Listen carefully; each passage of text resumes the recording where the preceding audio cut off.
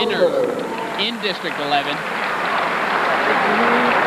as he gets to a hold and he finishes it, and he finishes it good and hard. 189-pound championship bout from Portland, Jeff Kloiber. From Nazareth, Scott McIntyre. McIntyre in blue, Kloiber in black. And we are in the black and blue division here at 189 pounds. You just get the feeling, Scott, that a Central Catholic guy could be here, huh? I'll tell you, you look at the two, the AA and the AAA, and you look at Rich Evans from Central Catholic and this guy from Parkland, and it really would have shaped up to be one whale of a final. But a lot of wrestling fans are going to like it the way it's shaken out here. Don't waste it. Don't waste it. In that both of these guys are legitimate contenders. Kloiber probably has the tougher road. McIntyre with an incredible drop attempt there at the edge of the mat. But we know there's a lot of good moves on the edge.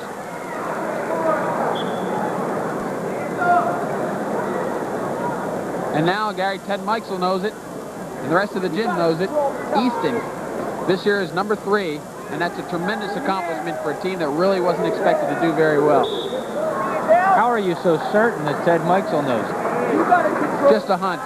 Well, that and the note that I just sent down that to huge note you passed down to him, and he was willing to swallow his pride, I noticed. He did hold it up for all to see. Pro a la mode, says Ted.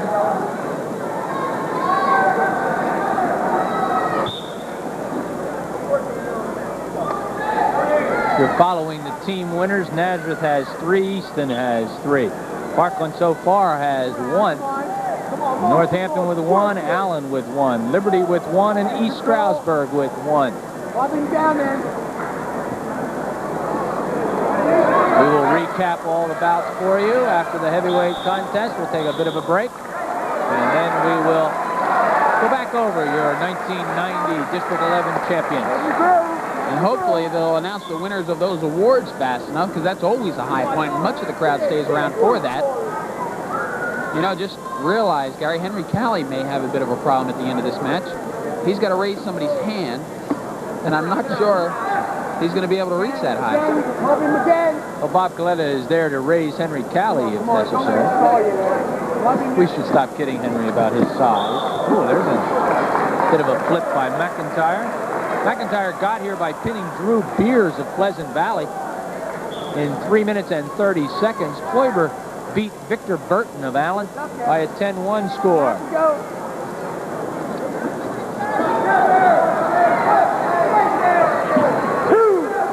Kloiber was up 8-0 after one period in his semifinal match. No points awarded, says Henry Calley. The first period ends 0-0.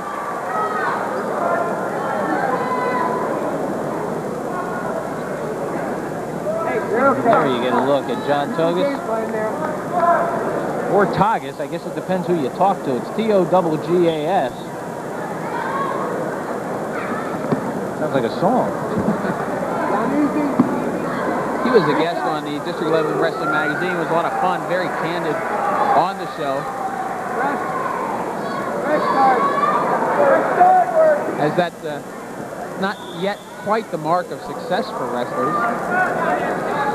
Come on, good shot. Get it flat. 2-0 is the score Good shot. as Kloiber leads. Get it flat. It's got to be down first.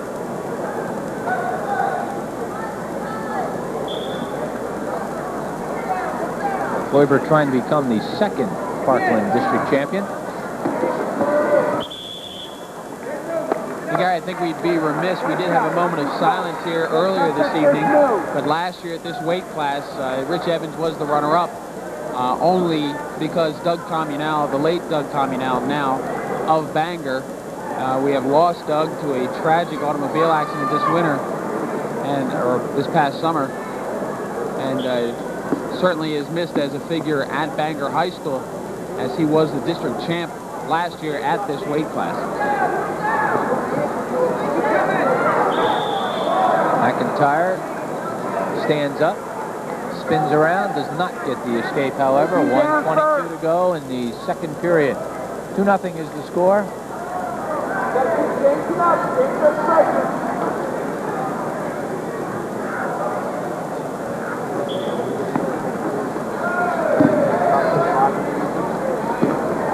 Boy, is that guy strong.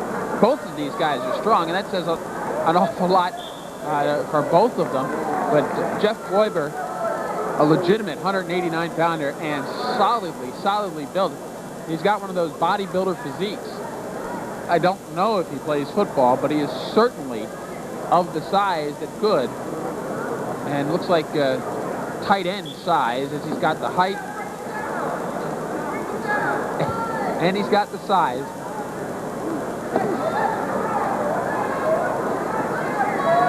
So far, McIntyre has not been able to do much of anything with Kloiber. And Kloiber hasn't done much of anything from the top. I look for Henry Calley to start dishing out the fists as installing warnings. Kloiber doing a nice job of controlling from the inside.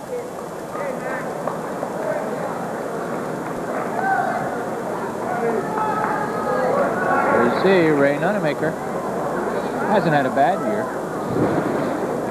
Ranked as highly as number 3 nationally. And Jim Butler, who publishes the Pennsylvania Wrestling Roundup, has him ranked number 1 in the state. And Jim Butler receives an awful lot of heat from the west side of the state because North Allegheny is 19-1 and ranked number 2. And those North Allegheny fans think North Allegheny should be number 1. And the only place they're ever going to settle it is out in Hershey at the state tournament. And I don't think that's a true measure of this Nazareth team because they are without Jason Magditch. They are without Darren Wenrich. Both those guys may have figured in something out at states. Although Darren Wenrich would have been a long shot, Jason Magditch certainly would not have been. I think in a dual meet situation it would be a totally different story. McIntyre doing a good job of avoiding the near fall points. As every time Henry gave 1 second's count, it was turned back over and no points will be awarded. So maybe that's a good sign for McIntyre, maybe not, but Kloiber leads at the end of 2 periods by a 2-0 score. Yeah, that was 3 1s as opposed to 1-3. And 3 1s, that's nothing. 1-3, it would have been 2 points. For 171 pounds. Sounds like a new math formula. 3 times 1 is nothing. 1 times 3 is 2. I was an English major. That's right.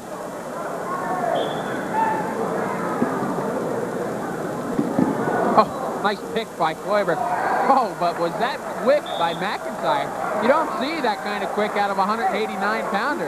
But McIntyre accomplished it. Kloiber tried to pick the far knee and did a nice job of it. But McIntyre just continued in his own direction and right on out of that hole.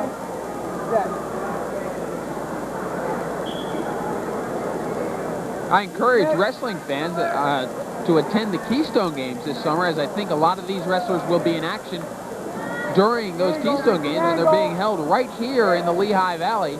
We're not sure what the venue for wrestling will be. A lot of the athletes are going to be housed, I believe, at Lehigh University, and many of the events will be taking place at Lehigh, but we believe that the wrestling may take place at Lafayette. It is an excellent location for wrestling, and it attracts an awful lot of very, very good wrestlers. And it's a good opportunity for these guys, especially the underclassmen, to get a real good off-season tournament under their belts.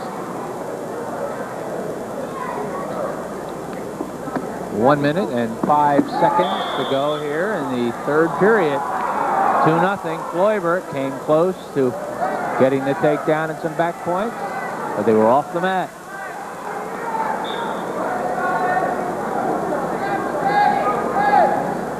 Oh, what a nice shrug move. Boy, you saw that coming from a long way away. McIntyre came in with his head down. You come in with your head down, you just keep going that way, and Jeff Kloiber snapped McIntyre to the ground and spun around. That was exactly the move that needed to be made.